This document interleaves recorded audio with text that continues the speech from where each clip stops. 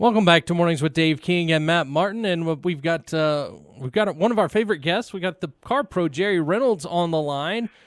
Jerry, how's life down in Dallas-Fort Worth right now? Well, it's good, guys. It's warm again today, but tomorrow everything changes. I saw a little something on because I used to live in Dallas, and my phone still has Dallas if I scroll through my weather. Yeah. And I saw something that made me quite jealous up here in the Panhandle, not really Panhandle, the South Plains out here, and that is that it looks like y'all are going to be getting some rain. Yes, I don't think we've had a drop in October so far. Yeah. Welcome rain supposedly tomorrow. You take what you can get too, huh? I don't think it's rained in 10 years here in Lubbock. I mean, we are desperate, man. You guys have had a little rain this year, haven't you? Oh, we were way ahead back in the summer as far as rainfall in North Texas, but man, have we paid the price for it since then? Yeah. It's Jerry, really been dry. I'm looking at your pictures of your ride this week. And the first one, you sent us about 3 or 4 from different angles. And when I first glanced at it, I said, well, man, that's a Range Rover, and I know that's your favorite car.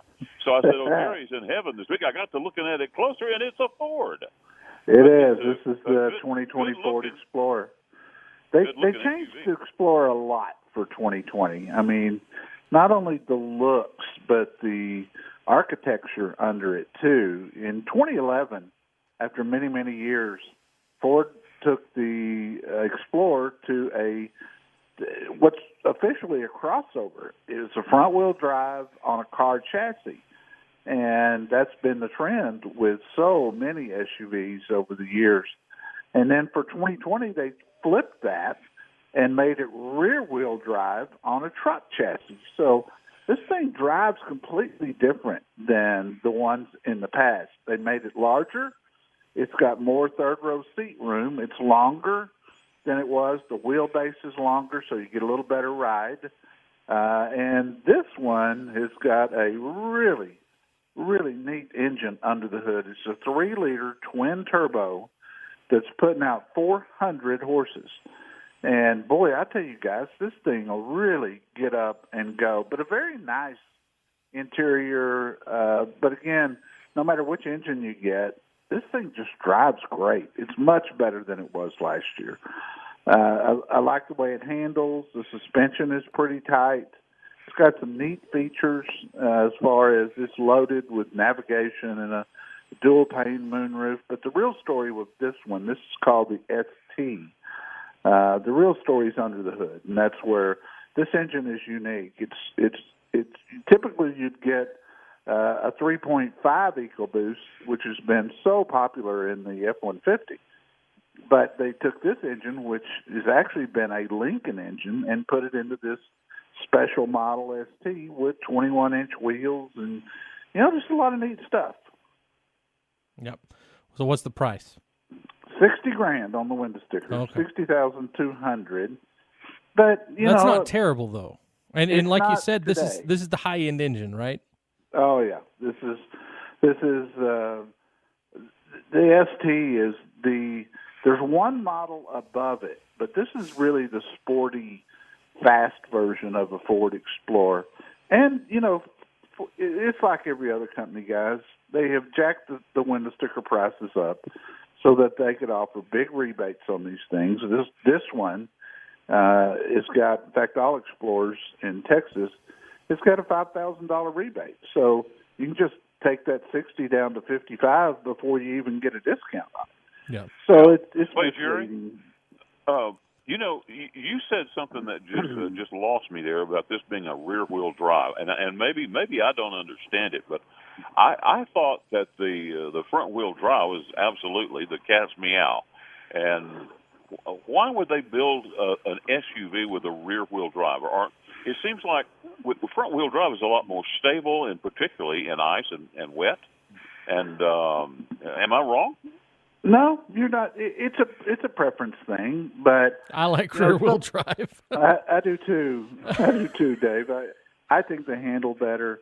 front-wheel drive, and frankly, this one is all-wheel drive, but that's only because it's the ST model. Even better. But it's rear-wheel drive biased, meaning when you get on it, the power's going to the rear wheels. So to answer your question, Dave, some people don't like front-wheel drive because it makes the steering so sensitive, and oftentimes... And it destroys your tires. It's tough on them if you don't rotate them. It really is. But a lot of times when you really get down on a front-wheel drive vehicle, it'll go left or it'll go right, and you kind of have to fight it a little bit. And a lot of people don't like that. And it's the difference between pushing the vehicle and pulling the vehicle, if you can visualize that in your mind. Rear-wheel drive, you're pushing it. Front-wheel drive, you're pulling it because the front wheels are pulling. Right. So, it's kind of a preference thing. All the bigger SUVs are rear-wheel or four-wheel drive. None of those are front-wheel drive.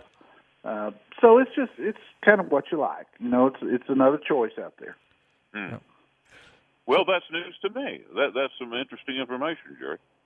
Well, happy to help, sir. So, Jerry, what do you have going on CarProUSA.com?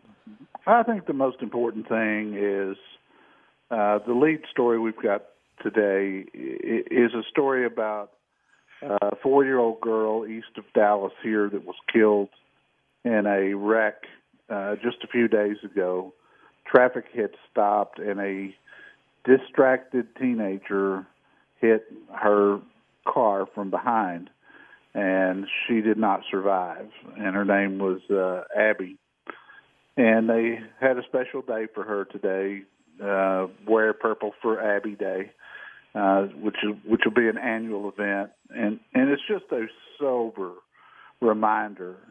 Put the phone down when you're driving. Not only is her father, who was driving the vehicle that was stopped, he's a storm chaser, actually.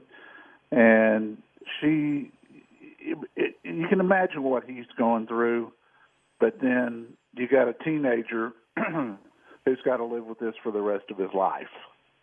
What's so important that you need that phone in your hand when you're driving?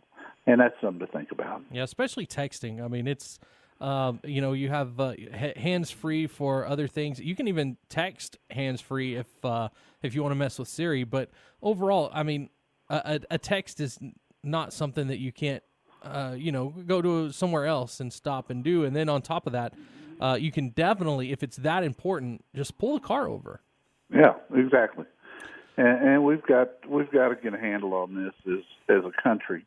And I don't know what the answer is, but these stories keep popping out, and this one was just tragic to me. I think one of the things that I've heard that I think is one of the best things you can do is having all these cars now come with the hands-free through the cars. I think that's helped a lot, personally. Yeah, it probably has. And there are programs out there that you can get for your phone that senses motion.